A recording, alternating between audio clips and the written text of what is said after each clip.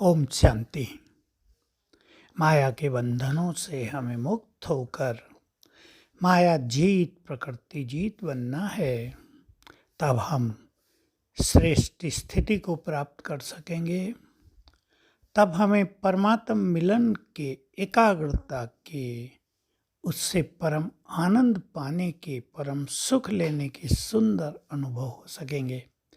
यदि कहीं भी हमें बंधन है तो हमारी बुद्धि उधर भटकती रहेगी, जाती रहेगी, एकाग्र होगी नहीं। ऐसा ही एक बंधन है माया का, लगाव और झुकाव। मनुष्य को कहीं ना कहीं लगाव हो जाता है, देहधारी से लगाव हो जाता है, वस्तुओं से लगाव हो जाता है। आजकल तो अफेयर का समय चल रहा है, बॉयफ्रेंड गर्लफ्रेंड।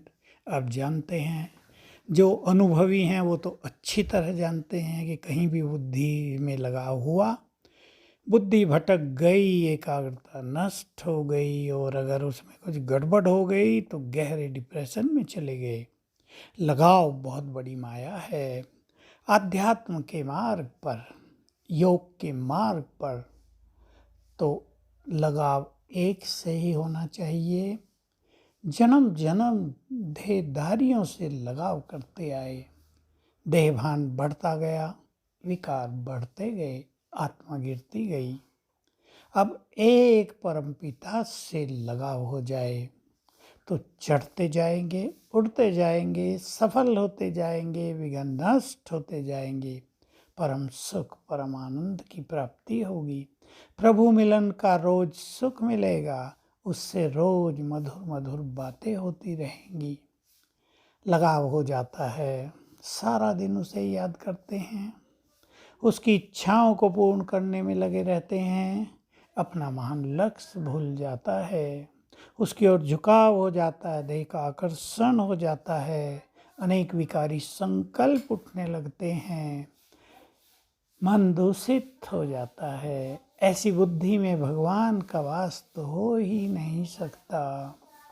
सेवाओं के फील्ड में भी लगाव हो जाते हैं किसी न किसी से। कोई बहुत मददगार हो, गुणवान हो, सुंदर हो, बहुत सहयोगी हो, उससे लगाव हो जाता है। ऐसे में जब लगाव हो जाता है तो बहुतों की बुद्धि भटक जाती है, बहुतों का पतन हुआ है। इसी तरह से यज्ञ की भी डिसर्विस हुई है, काम बिगड़े हैं, ऐसी डिसर्विस हो गई कहीं कहीं तो कि दोबारा अनेक आत्माओं का कल्याण हो ही नहीं पाया। अनेक देवकुल की आत्माएं दूर चली गई भगवान से।